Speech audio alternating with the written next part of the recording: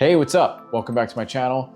I'm fresh off of Inktober and my custom prompt list called 90s Comics Tober, so inking is still very fresh on my mind.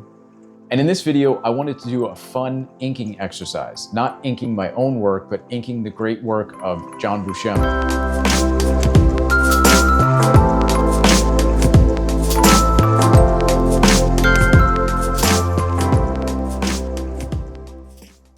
It can be really helpful to better understand inking by inking another artist's work. And it can be even more helpful to ink someone who's a really great artist in general. It's kind of like another way of studying their art while also deepening your understanding of the inking process. So I was recently flipping through my collection of this magazine, Rough Stuff. I'm not sure if anyone is familiar with this magazine. I don't think they make this anymore. This is an issue from 2007. It was a really great magazine that had a lot of really great process stuff behind comic making and illustration.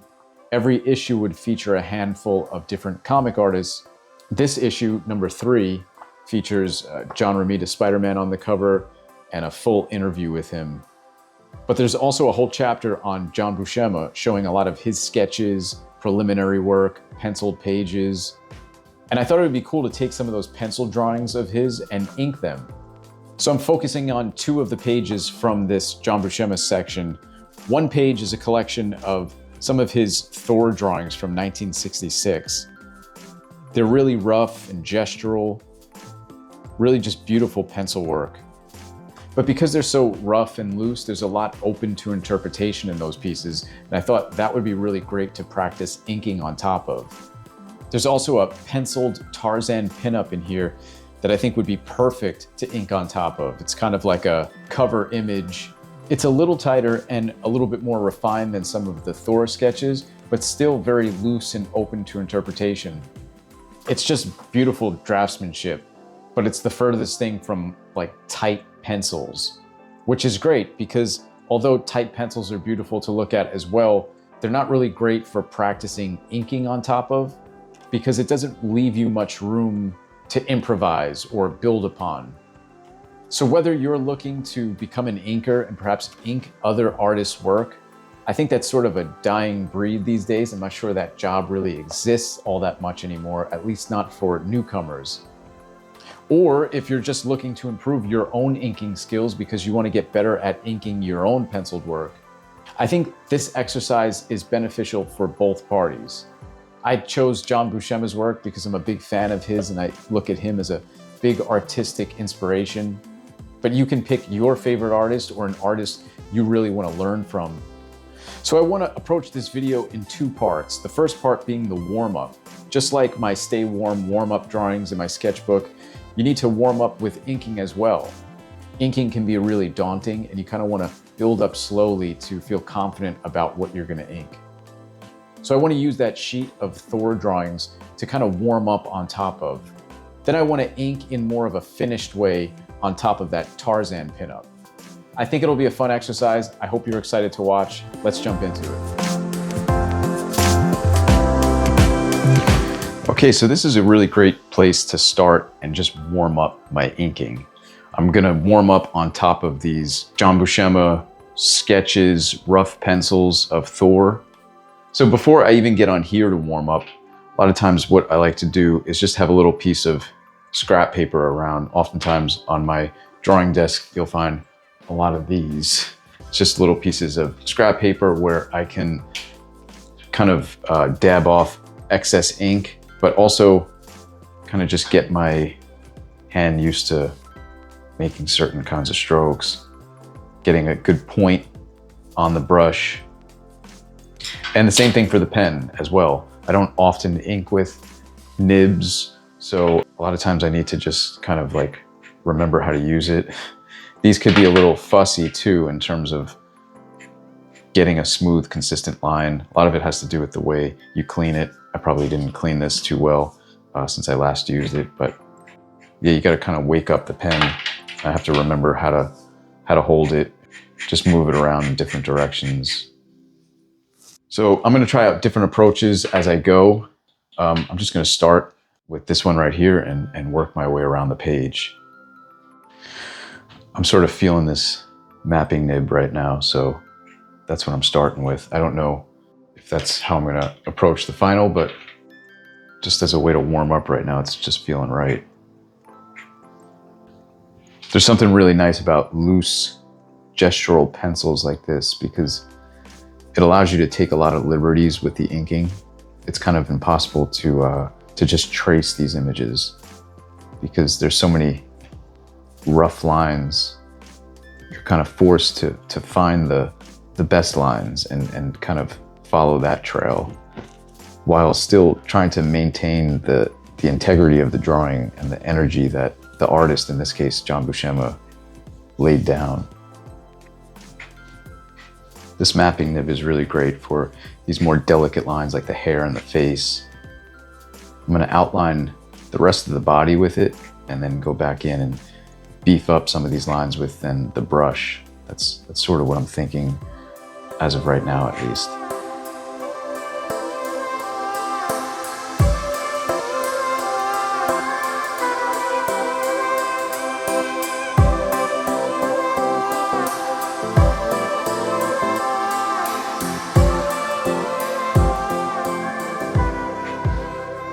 Inking over this anatomy is a really great way to understand the way he kind of composes just an arm, for instance. He has such a really great understanding of the realistic musculature and anatomy of an arm, and then he's able to exaggerate it in areas to create, you know, like a superhero proportion.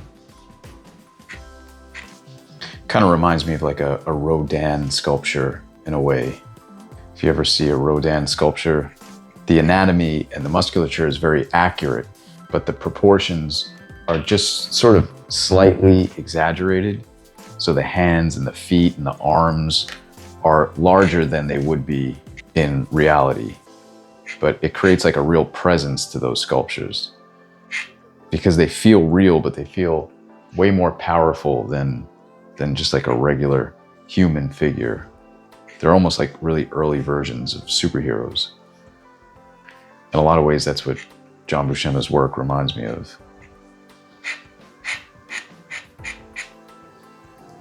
The mapping nib gives you a real thin, precise, kind of scratchy line, which I like. But I feel like in order to kind of create some more contrast, I'm going to use the brush and see if I can add some bolder blacks and some different types of textures on top of this.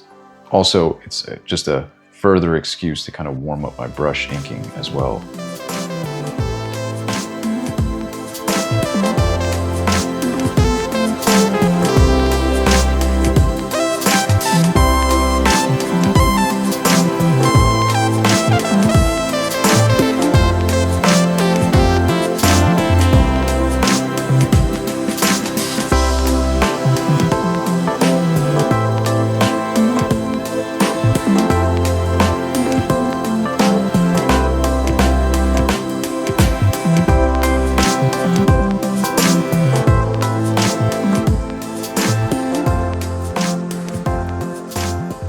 Okay, I feel like this was a good piece to warm up on.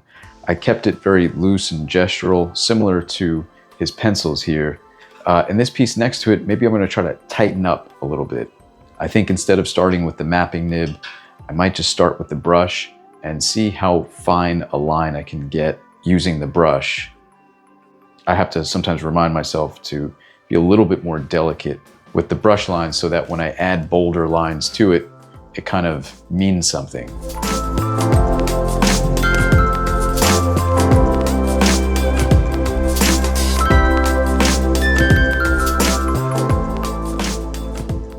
So the way that he drew the hair here is very rough and suggestive. I'm going to try to finish some of those thoughts. Pencils is the thinking. So there's a lot of thoughts that go down. Maybe this, maybe that. You're kind of trying to find what works. And then the inking is like you're putting the period on the sentence. You're finishing the thought. You're finalizing it.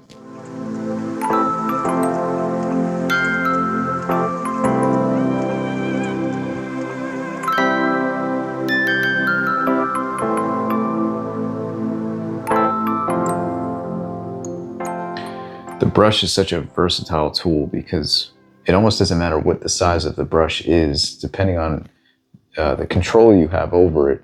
You can use it like it's a little mapping pen and get these delicate lines just by using the very, very tip of the bristles. Or you can press down a little bit more using more of the bristles. There's an efficiency to the brush that I think is unbeatable in a lot of ways.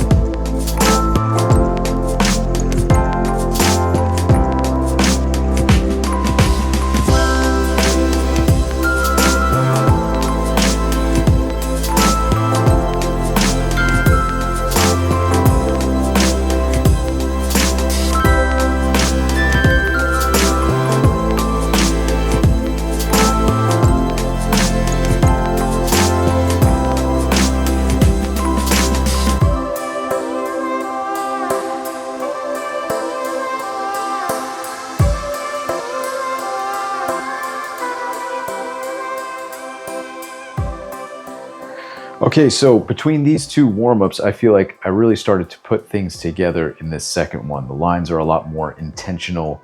The inks feel more finished. This one was rougher, trying to figure out my approach, blending the mapping nib with the brush.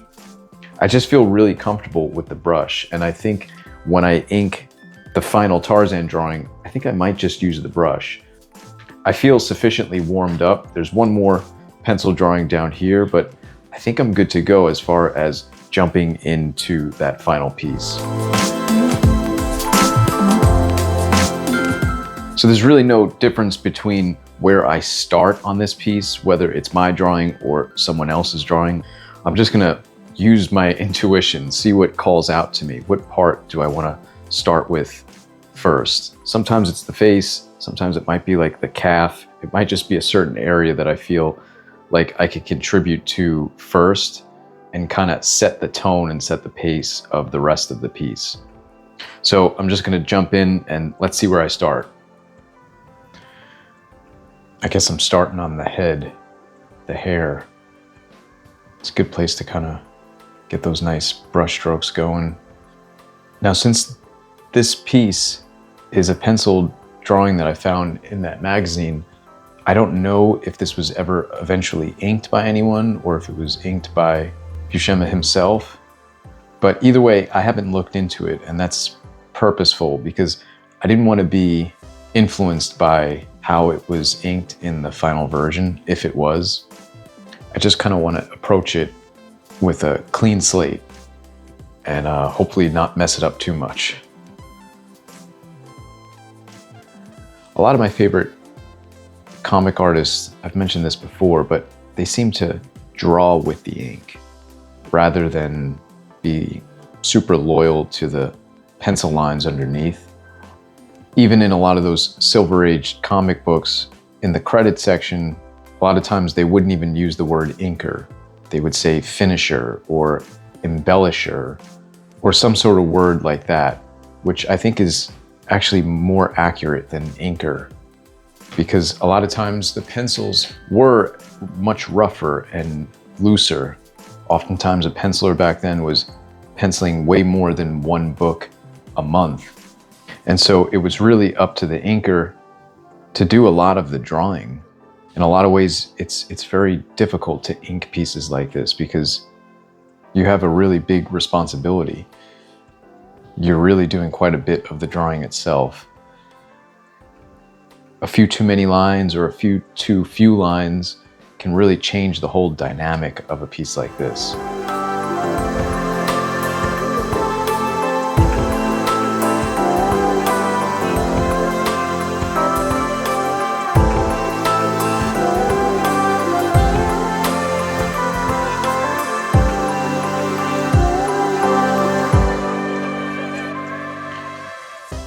By the way, I printed this out on 11 by 17, so it's likely that this is very close to what the original would have been drawn on.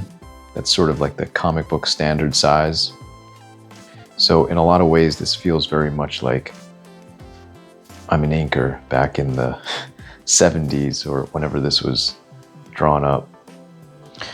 And sometimes when you're practicing, like I am now, it's good to still make it feel like it's a real piece, like it has some sort of presence. It just kind of raises the stakes a little bit more and kind of giving you that confidence of starting and completing something. Even if you're inking over someone else's work, at the end, it's still something that you finished.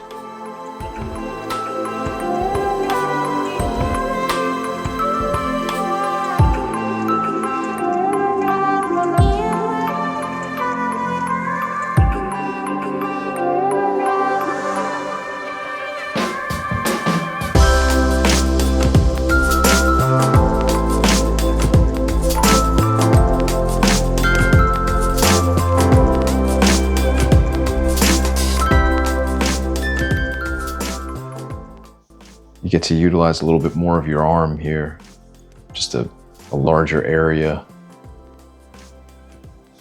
larger lines.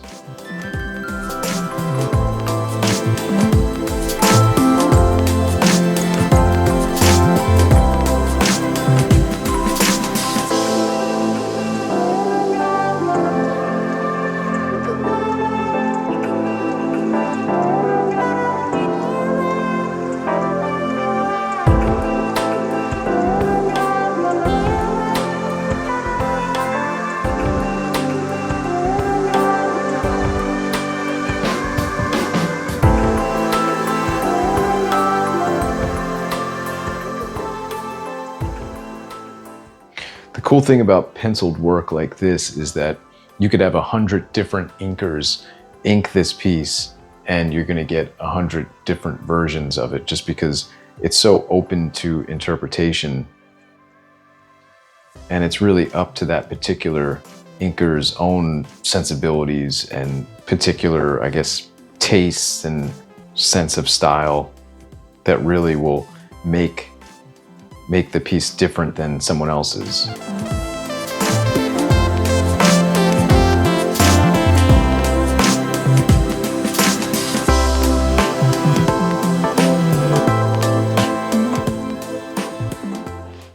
Inking this tree is actually really fun. It's such a large area. It actually takes up such a big part of the illustration itself. So I'm going to try and get some nice expressive chunky lines, textural lines that hopefully contribute to the environment and the surroundings, but don't draw attention away from the focal point.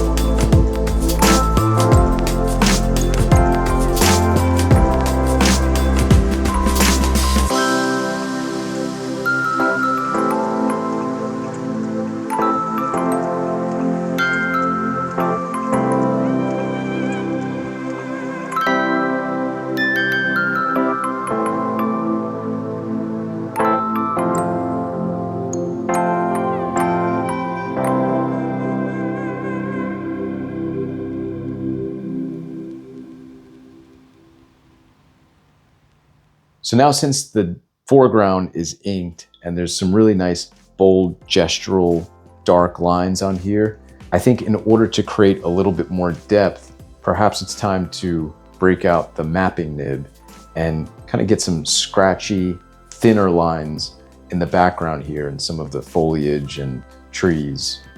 I'm going to see what that looks like, and maybe it'll create a little bit of depth between the background and the foreground here.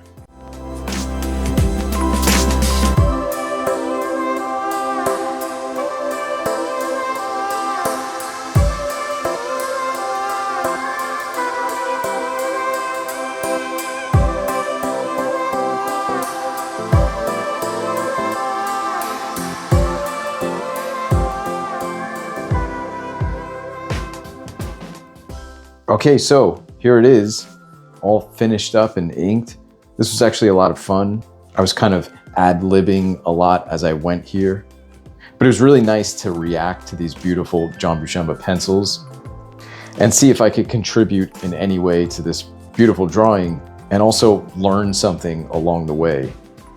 All in all, this is, between the two of these, this is like a couple of hours worth of inking practice and studying, and I feel like you can't not learn from doing something like this, and it certainly makes you a better artist. So in some ways, this is sort of like an extension of my sketchbook practice and trying to push myself by kind of playing in the world of an artist that is much more advanced and knowledgeable. That was a lot of fun. I hope you enjoyed watching that as much as I enjoyed doing those exercises. Let me know in the comments if this is an exercise you ever did yourself, which is print out the art of another artist that you really admire and then just inked on top of it in order to practice. If you haven't done it, let me know if after watching this video, this is something that you might want to give a try. If so, who's an artist's work that you might want to print out and ink on top of? Also, I have a whole collection of these Rough Stuff magazines. They're really, really great. There's some valuable information in here. There's a lot of stuff also that you can't find online in terms of pencil drawings from artists that are really great and process stuff.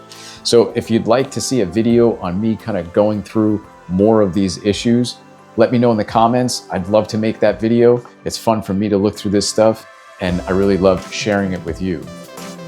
Anyway, that's all I got for this video. As always, I really appreciate you watching this. I hope you enjoyed it. If you did, please do hit that like button. It really helps the algorithm in the channel.